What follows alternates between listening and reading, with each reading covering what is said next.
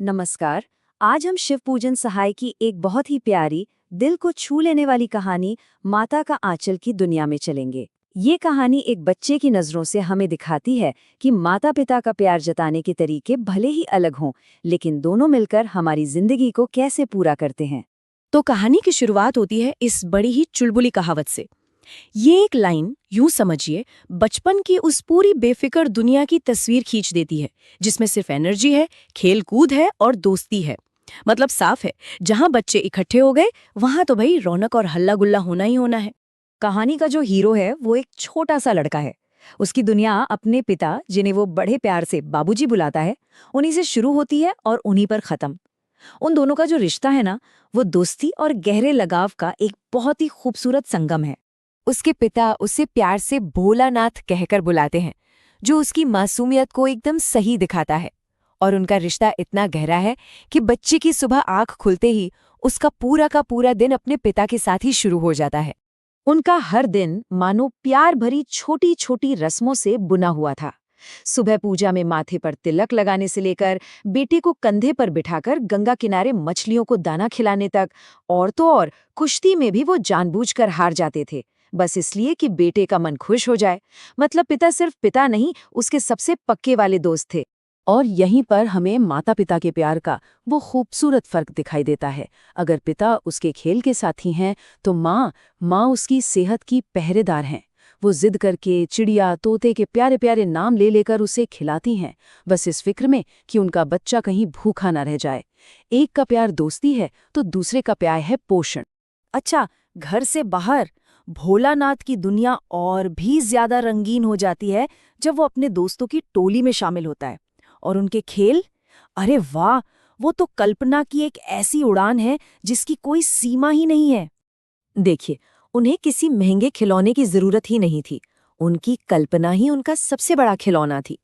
चबूतरे का एक कोना दुकान बन जाता, मिट्टी के ढेले बन गए लड्डू, गीली मिट्टी से बन गई जलेबियां और टूटे घड़े के टुकड़े बन गए बताशे।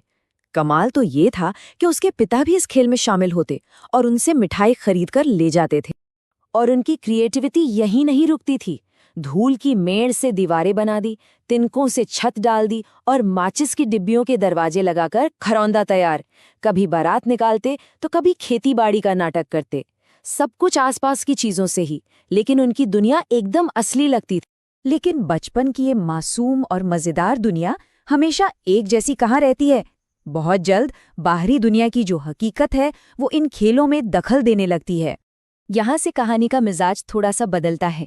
हमें ये दिखने लगता है कि बच्चों की हर शरारत का अंत हंसी मजाक में नहीं होता, कभी कभी उसके नतीजे भी होते हैं। जैसे एक बार बारात में एक बूढ़े दूल्हे को देखकर ये सब मजाक करने लगते हैं, पर मजाक भारी पड़ जाता है और वो नाराज आदमी उन्हें ढेले मारकर वहां से खदेड़ देता है। एक और घटना में ये लोग मूसन तिवारी नाम के एक व्यक्ति का मजाक उड़ाते हैं और बात पहुंच जाती है पाठशाला तक। वहां भोलानाथ की खूब खबर ली जाती है और यहाँ भी उसे बचाने कौन आता है? हमेशा की तरह उसके बाबूजी, जो टीचर से मिन्नतें करते हैं कि उसे माफ कर दें। पर ये छोटी मोटी परेशानियां तो कुछ भी नहीं थी उस असली डर के सामने, जो एक और खेल के दौरान दस्तक देने वाला था। और यहीं पर आता है कहानी का सबसे बड़ा मोड़। बच्चे खेल खेल में चूहे के बिल में पानी डाल रहे थे, लेकिन बिल से चूहा नहीं, एक सांप निकल आया। बस घबराहट के उस एक पल में उनके खेल की वो मासूम दुनिया बिखर गई। अब ये कोई खेल नहीं था, ये असली खतरे से जान बचाकर भागना था। डरा हुआ, खून से लथपथ भोलानाथ सीधा घर की ओर भागता है।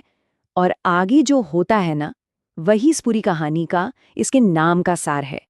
वो भागते हुए अपने पिता के पास से गुजरता है, वही पिता जो उसके हर पल के साथी थे। बाबूजी उसे आवाज देते रह जाते हैं, पुकारते रह जाते हैं, लेकिन भोलानाथ रुकता नहीं। वो उनकी आवाज को जैसे अनसुना कर देता है। ऐसा क्यों? क्योंकि डर और तकलीफ के उस पल में, जब वो सबसे ज्यादा असुरक्षित महसूस कर रहा था, तब उसे सिर्फ एक ही जगह वो सुरक्षा मिल सकती थी जिसकी उसे सबसे ज्यादा जरूरत थी। वो सीधा अपनी माँ के पास दौड़ता है और खुद को उनकी आंचल में छिपा लेता है। बस वहीं उसे दुनिया की सबसे महफूज पनाह मिलती है। और बेटे को इस हाल में देखकर डरा हुआ और लहूलुहान माँ भी सब काम छोड़ देती है और चिंता में रोने लगती है। माँ की जो प्रतिक्रिया है ना, उसमें कोई सोच विचार नहीं है, बस ममता है। वो घबराकर उसे कसकर गले से लगा लेती है, उसे चूमती है और फिर फौरन हल्दी पीसकर उसके घावों पर लगाने लगती है। ये प्यार और देखभाल की एक सहज, एक इंस्टिंक्चुअल बाढ़ है। कमाल की बात तो ये है कि जब उसके प्यारे बाबूजी उसे अपनी गोद में लेने की कोशिश करते हैं, उसे दिलासा देना चाहते हैं, तब भी भोलानाथ अपनी माँ से और भी कसकर लिपट जाता है, उन्हें छोड़ने से मना कर देता है। और कहानी इसी एक शक्तिशाली लाइन के साथ खत्म होती है। पिता का साथ, वो एक खुशियों की, खेल की दुनिया थी। लेकिन माँ का आंचल, वो एक पनाहगाह था, एक अभयारण्य, प्यार और शांति का एक ऐसा साया जो उसे दुनिया के असली डर से बचा सकता था। और ये कहानी हमें सोचने पर मजबूर कर देती है कि जब हम अपने सबसे गहरे डरों का सामना करते हैं, तो हम इंस्टिंक्टिवली, यानी कि बिना सोचे समझे, किस तरह की सुरक्षा की तलाश करते हैं। और शायद वो सुरक्षा सिर्फ माँ की गोद में ही मिलती है।